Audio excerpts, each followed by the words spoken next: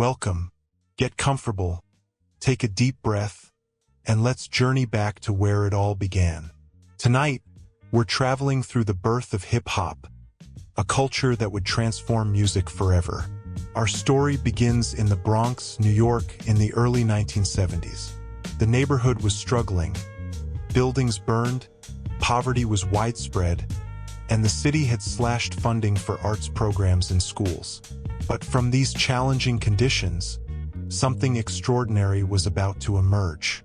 In 1973, a young Jamaican immigrant named Clive Campbell was living on Sedgwick Avenue in the Bronx. He went by the name DJ Kool Herc, and on August 11th of that year, his sister Cindy threw a back-to-school party in the recreation room of their apartment building at 1520 Sedgwick Avenue. Herc was there to DJ, and he brought something completely new to New York. He had 2 turntables and the same record on each one, and he discovered he could extend the instrumental breaks, the parts where the drums and percussion took over, by switching between the 2 records. He called this technique the merry-go-round, and it would later become known as the breakbeat. This is widely considered the birth of hip-hop as we know it. The parties Herc threw became legendary. People didn't come just to dance. They came for the breaks, those extended percussion sections where dancers could showcase their most creative moves. These dancers became known as break boys and break girls, or b-boys and b-girls, and their athletic, acrobatic style of dance became breaking, or breakdancing as it's more commonly known. Hip-hop wasn't just about the music, though. It was developing as a culture with 4 main elements. There was DJing, the art of manipulating records and creating new sounds. There was MCing, where someone would speak rhythmically over the beats, often hyping up the crowd. There was breaking, the dance form we just mentioned. And there was graffiti art, which had been flourishing in New York since the late 1960s, with artists tagging subway cars and walls across the city as a form of expression and identity. As the 1970s continued, another pioneer emerged.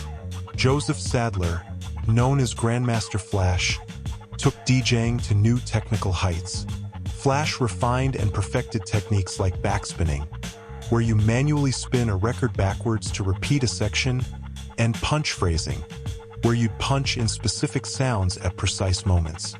He essentially turned the turntable into a musical instrument. Flash was methodical and scientific about his craft, even marking his records with crayons so he could find the exact break points in the dark club environments. Around the same time, Africa Bambaataa, another Bronx DJ, was creating something different. Bambaataa was a former gang member who had transformed his life, and he used hip-hop as a tool for peace and unity. In 1973, he founded the Universal Zulu Nation, an organization that channeled the energy of the streets into positive artistic expression. Bambaataa's vision was clear. Hip-hop could be more than entertainment. It could be a movement that brought people together and kept them away from violence. These early hip-hop parties were completely underground. They happened in parks, community centers, and apartment rec rooms. DJs would illegally tap into street lamp power supplies to run their sound systems at outdoor jams. The culture was raw, immediate, and belonged entirely to the community creating it. No one imagined it would spread beyond the Bronx, let alone become a global phenomenon. But the energy was undeniable, and word was spreading. The DJ would control the music, the MC would energize the crowd with rhymes and call and response chants. The b-boys would battle in circles, and graffiti artists would document the scene on walls and trains. It was a complete artistic ecosystem, born from young people who had been told they had nothing, proving that they had everything: creativity, innovation, and vision. And this was only the beginning. Hip-hop was about to evolve in ways no one could predict. As the late 1970s rolled in, hip-hop was still thriving in the parks and community centers of the Bronx, but something was about to change. The music that had been purely alive, in the moment experience, was about to be captured and shared with the world. In 1979, a group called the Sugar Hill Gang released a single that would shock everyone in the hip-hop community. The song was called Rapper's Delight, and it became the first hip-hop record to reach the mainstream, climbing to number 36 on the Billboard Hot 100 and even reaching the top charts in several countries. What made this moment so significant and controversial was that the Sugar Hill Gang wasn't well known in the Bronx hip-hop scene. They were essentially assembled by producer Sylvia Robinson, who saw the commercial potential in this new sound. The group rapped over a recreation of the bass line from Chic's disco hit Good Times. And suddenly, hip-hop had its first radio hit. The song was nearly 15 minutes long in its full version, giving listeners an extended taste of this new art form. The success of Rapper's Delight opened a door. Sylvia Robinson's label, Sugar Hill Records, became the leading force in early hip-hop recordings.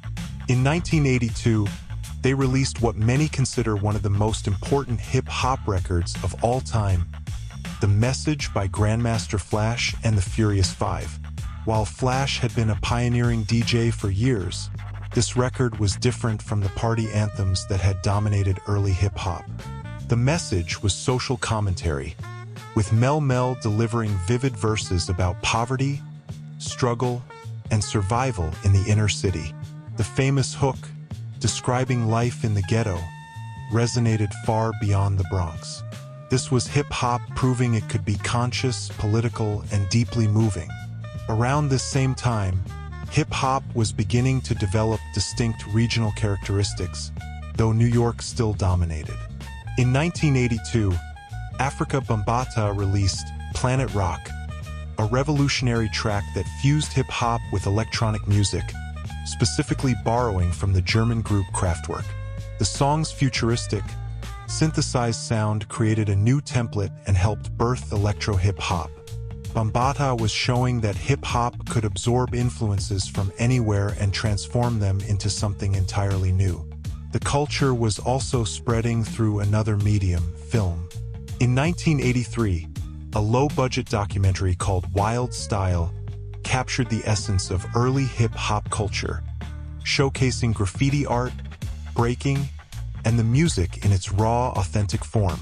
That same year, Flashdance featured a breaking scene that brought the dance form to suburban movie theaters across America, and in 1984, Beat Street and Breakin' further documented and dramatized hip-hop culture for mainstream audiences. Suddenly, kids everywhere were trying to moonwalk, spin on cardboard, and write graffiti-style letters. But while hip-hop was gaining mainstream attention, something else was developing in the culture, the battle. Competition had always been part of hip-hop, from DJ battles to breaking competitions, but MC battles were becoming increasingly central. Two MCs would face off, trading rhymes designed to outdo, outwit, and demolish their opponent. These weren't violent confrontations. They were verbal chess matches, showcasing wordplay, wit, and creativity. The Dozens, an African-American tradition of competitive insult poetry, was being channeled into hip-hop, and it pushed MCs to constantly improve their skills. As we move into the mid-1980s, a crucial shift was happening. Hip-hop was becoming more aggressive, more direct, more raw. In 1984, a group from Queens called Run DMC released their self-titled debut album, and it sounded completely different from what had come before. There were no live bands, no disco samples, just hard, stripped-down beats and powerful, shouted vocals. Run DMC's Joseph "Run" Simmons and Daryl DMC McDaniels rapped in unison, trading lines back and forth with a forceful energy. They dressed in street clothes, Adidas tracksuits, fedoras, and thick gold chains, rejecting the flashy, costume-like outfits earlier hip-hop acts had worn. They were saying, "This is who we are, take it or leave it." Run DMC's impact cannot be overstated. In 1986, they collaborated with the rock band Aerosmith on a remake of Walk This Way, a bold fusion that brought hip-hop to rock radio stations and MTV, which had been largely resistant to playing hip-hop videos. The collaboration worked because it was authentic. Both groups respected each other's artistry. The song became a massive crossover hit, reaching number 4 on the Billboard Hot 100, and it demonstrated that hip-hop could coexist with and enhance other genres. Meanwhile, technology was evolving. The Roland TR-808 drum machine, originally released in 1980, was being embraced by hip-hop producers despite, or perhaps because of, its artificial electronic sound. The 808's deep, booming bass became a signature of hip-hop production, and artists like Africa Bambaataa had already shown its potential on Planet Rock. Producers were also discovering the art of sampling, taking snippets of existing records and weaving them into new compositions. The Akai MPC sampler, which would be released later in the decade, would become the most important tool in hip-hop production. But in these early years, producers were already finding creative ways to chop up James Brown records, funk breaks, and soul samples to create entirely new soundscapes. Hip-hop was no longer just a Bronx phenomenon. It was a movement spreading across New York's 5 boroughs and beyond, developing new styles, new technologies, and new voices. The culture was about to explode into something even bigger. By the mid-1980s, hip-hop was evolving rapidly, and new voices were emerging from every corner of New York City. The culture was becoming more sophisticated, more diverse, and more powerful with each passing year. In 1986, a group from Long Island called Public Enemy released their debut single, and they would go on to revolutionize what hip-hop could be. Led by Carlton Chuck D. Ridenhour, whose deep, commanding voice delivered politically charged lyrics, and flanked by William Flavor Flav Drayton, whose animated energy provided contrast, Public Enemy made music that was confrontational and unapologetic. Their 1988 album, It Takes a Nation of Millions to Hold Us Back, was a sonic assault, dense, layered production by the Bomb Squad production team, with samples stacked upon samples, creating walls of sound that matched the urgency of Chuck D's messages about systemic racism, media manipulation, and black empowerment. Public Enemy showed that hip-hop could be revolutionary, that it could challenge power structures and make people think as much as it made them move. That same year, 1988, another groundbreaking album emerged from Long Island. Eric B. and Rakim released Follow the Leader, showcasing Rakim's unprecedented lyrical complexity. Before Rakim, many MCs had a sing-song, rhythmic delivery that prioritized energy and crowd interaction. Rakim changed everything with his internal rhyme schemes, his intricate wordplay, and his laid-back, almost jazz-like flow that rode over and around the beat rather than simply landing on it. He raised the bar for what it meant to be a skilled MC, and every rapper who came after had to contend with the standard he set. Rakim's influence on hip-hop lyricism is immeasurable. He essentially created the blueprint for modern rap technique. While the East Coast was producing these heavy, socially conscious sounds, something completely different was brewing on the West Coast. In Compton, California, a group called NWA, which stood for Niggas with Attitudes, was creating what would become known as gangsta rap. Their 1988 album Straight Outta Compton was raw, aggressive, and unflinching in its portrayal of life in South Central Los Angeles. Ice Cube, Eazy-E, Dr. Dre, MC Ren, and DJ Yella brought West Coast street life to vivid, controversial life. The album's most notorious track, which directly addressed police brutality, sparked outrage and even drew a warning letter from the FBI. But NWA wasn't trying to be palatable. They were documenting their reality, and millions of listeners recognized the truth in their words, even if it made others uncomfortable. The late 1980s also saw the rise of the Native Tongues Collective, a loose association of groups including De La Soul, A Tribe Called Quest, and the Jungle Brothers. These artists offered an alternative to the increasingly hard-edged sounds dominating hip-hop. In 1989, De La Soul released 3 Feet High and Rising, a playful, eclectic album that sampled everything from psychedelic rock to French instructional records. They dressed in colorful, mismatched clothes and called themselves the DISYH, De Inner Sound Y'all, promoting positivity and creativity. The album showed that hip-hop had room for different voices, different perspectives, and that you didn't have to be hard or aggressive to be authentic. As the 1980s closed and the 1990s began, hip-hop was experiencing what many call its golden age.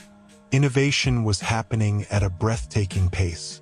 In 1990, MC Hammer released Please Hammer Don't Hurt Them, which became the first hip-hop album to be certified diamond, selling over 10 million copies. While Hammer was often dismissed by hip-hop purists for being too commercial and pop-oriented, his success demonstrated hip-hop's massive mainstream appeal. That same year, Vanilla Ice became the first white rapper to top the Billboard charts with Ice Ice Baby, sparking debates about cultural appropriation and authenticity that continue to this day.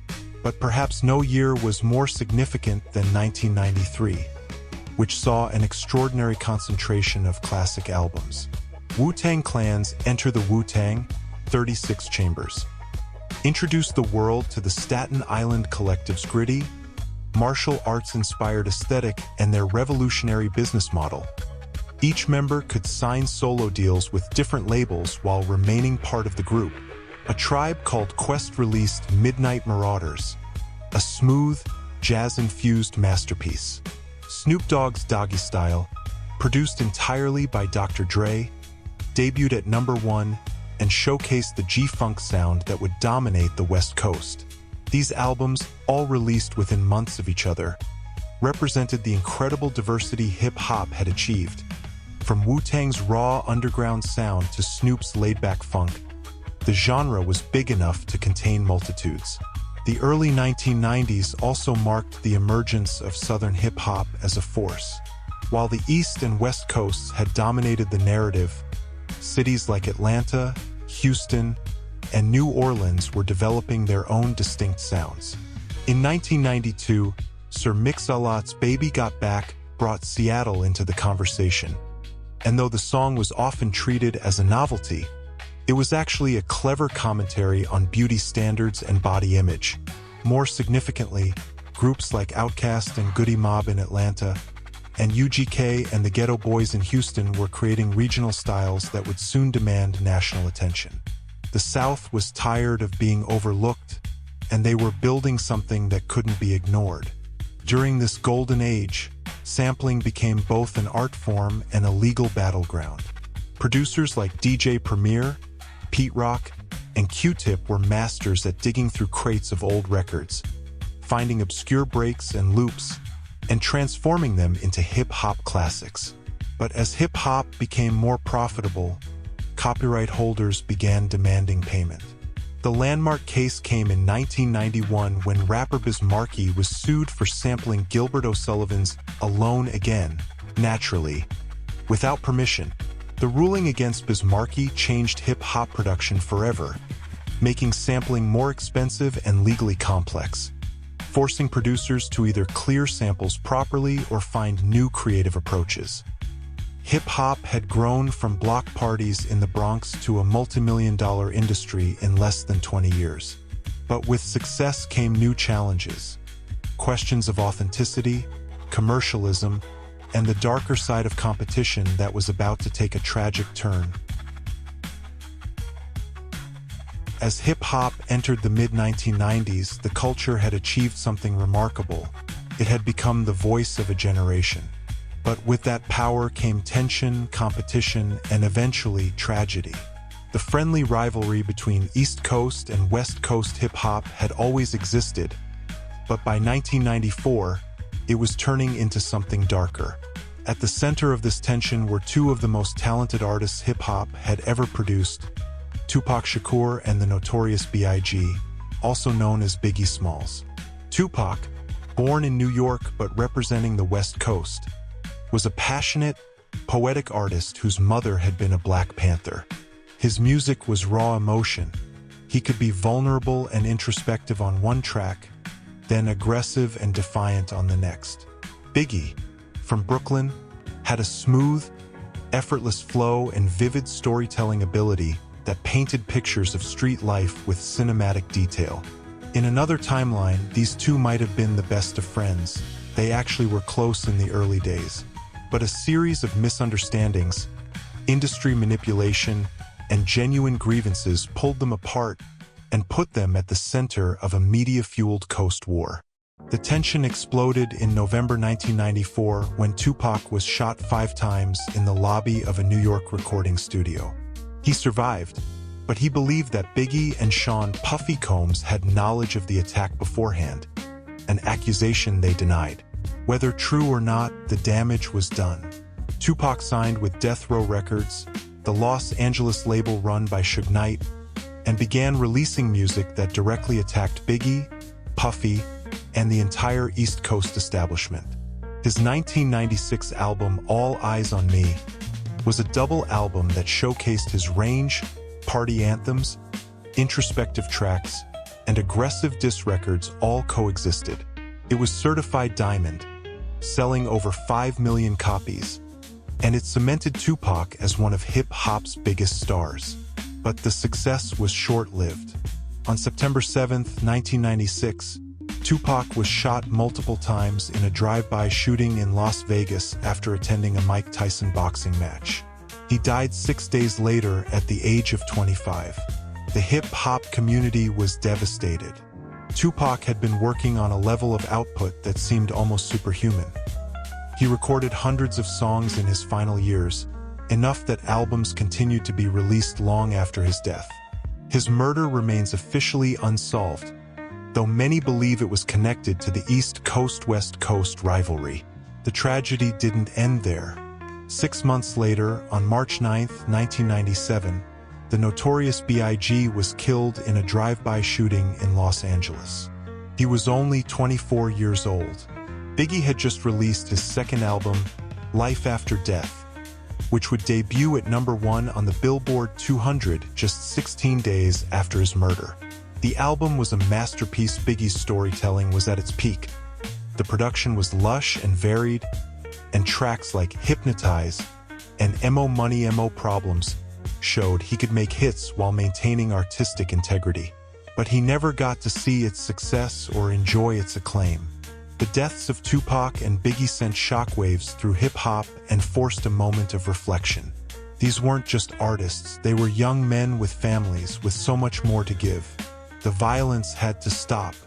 In the wake of these tragedies, many artists and industry figures called for peace. Puffy, now known as Puff Daddy, released I'll Be Missing You, a tribute to Biggie that sampled the Police's Every Breath You Take. The song topped charts worldwide and became an anthem of grief not just for Biggie, but for all the lives lost to violence. As hip-hop processed this trauma, the late 1990s saw the genre diversify even further. In 1996, a group from Atlanta called Outkast released A.T. Leans, an album that blended Southern rap with live instrumentation, psychedelic influences, and deeply introspective lyrics. Andre 3000 and Big Boy were proving that Southern hip-hop was more than bass-heavy party music. It could be experimental, thoughtful, and artistically ambitious. 2 years later, their album Aquemini pushed even further, with complex song structures and poetic depth that challenged any notion that the South was somehow behind the coasts in terms of artistry. The business of hip-hop was also changing dramatically. In 1998, Master P's independent label No Limit Records, based in New Orleans, was generating over $160 million in annual revenue, proving that artists could achieve massive success outside the traditional major label system. Master P controlled his masters, his distribution, and his merchandising, becoming one of hip-hop's first true entrepreneur moguls. He flooded the market with releases, sometimes putting out an album a month from various no-limit artists, and built an empire that included clothing lines, toys, and even food products. He showed that hip-hop could be a path to genuine wealth and business ownership. That same spirit of entrepreneurship was embodied by Sean Puff Daddy Combs, who had transformed Bad Boy Records into a powerhouse. But Puffy was more than a label executive, he was a brand. He appeared in his artists' videos, remixed their songs, and became a celebrity in his own right. His 1997 debut album, No Way Out, released in the wake of Biggie's death, was both a commercial triumph and a deeply personal statement of grief and survival. Puffy understood something crucial. In the late 1990s, hip-hop wasn't just music anymore. It was lifestyle, fashion, and aspiration all rolled into one. Meanwhile, a white rapper from Detroit was about to challenge every assumption about who could succeed in hip-hop. Eminem, discovered by Dr. Dre, released the Slim Shady LP in 1999, and it was unlike anything hip-hop had heard before. Eminem's technical skill was undeniable.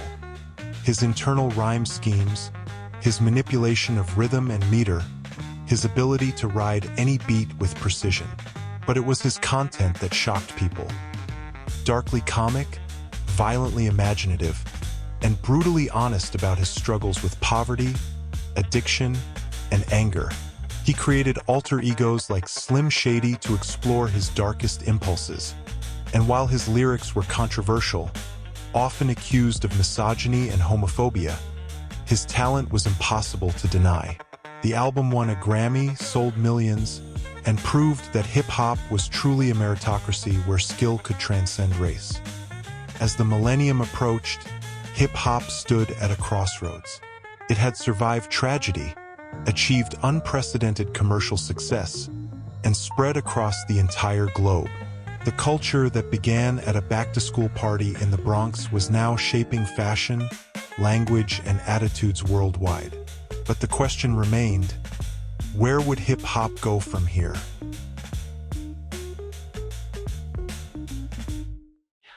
As we entered the 2010s, hip-hop had become something its founders could never have imagined. A global phenomenon that influenced everything from fashion to language to politics. But the culture never forgot where it came from. In 2010, a Canadian former child actor named Aubrey Graham, who went by Drake, released his debut album, Thank Me Later, and it signaled yet another evolution in hip-hop sound. Drake blurred the lines between rapping and singing, creating a melodic, emotionally vulnerable style that was far removed from the tough guy posturing that had long dominated the genre. He rapped about his feelings, his insecurities, his relationships, topics that would have been considered soft or unmasculine in earlier eras. But Drake's approach connected with millions of listeners who saw themselves in his emotional honesty. His success proved that hip-hop had room for sensitivity, that you didn't have to pretend to be hard all the time. By the mid-2010s, Drake would become the biggest artist in the world, accumulating more charted songs than any artist in Billboard history. That same year, Kanye West released My Beautiful Dark Twisted Fantasy, an album that many critics consider one of the greatest of all time. Kanye had always been a polarizing figure, brilliant and innovative, but also egotistical and controversial. This album was his response to a period of public backlash, including the infamous incident when he interrupted Taylor Swift at the MTV Video Music Awards. The album was maximalist and ambitious, with lush orchestration, complex arrangements, and guest features from seemingly everyone. Kanye was proving that hip-hop albums could be grand artistic statements, that they could be as ambitious and layered as any rock opera or jazz suite. He was pushing the boundaries of what hip-hop production could sound like, incorporating elements from progressive rock, soul, and classical music. Around this time, a California collective called Odd Future was emerging from the internet with a completely DIY approach. Led by Tyler, the creator, these young artists were posting music, videos, and content directly to YouTube and building a massive following without any industry support. They were raw, often deliberately offensive, and completely unfiltered, teenagers making the music they wanted to make without asking permission. Tyler's 2011 album Goblin, was dark and confrontational, but it showcased real talent beneath the shock value. Odd Future represented a new generation that had grown up with the internet, where anyone with a laptop and an idea could become an artist. They inspired countless young people to create without waiting for gatekeepers to approve them.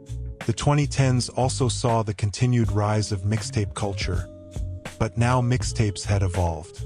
They weren't just promotional tools anymore. Artists were releasing full-length, carefully crafted mixtapes for free, often surpassing their official albums in quality and impact.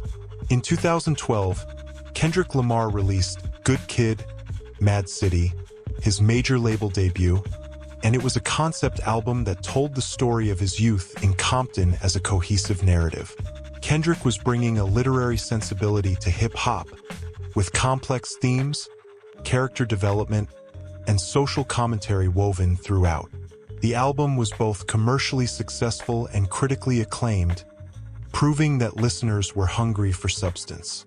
Kendrick represented a new generation of conscious rappers who could be thoughtful and introspective while still making music that hit hard. By the late 2010s, streaming had completely transformed the music industry. Artists no longer needed big first-week album sales. Success was measured in streams, playlist placements, and sustained listening over time. This changed how hip-hop albums were structured. Artists began releasing shorter, more frequent projects designed for playlist consumption. Some lamented this shift, feeling it prioritized quantity over quality, but others saw opportunity. Emerging artists could drop music constantly, staying relevant and building fan bases without the traditional album cycle. J. Cole, for instance, released For Your Eyes only in 2016 with no promotion, no singles, and it still debuted at #1, showing that in the streaming era, the right artist could cut through the noise on pure artistry.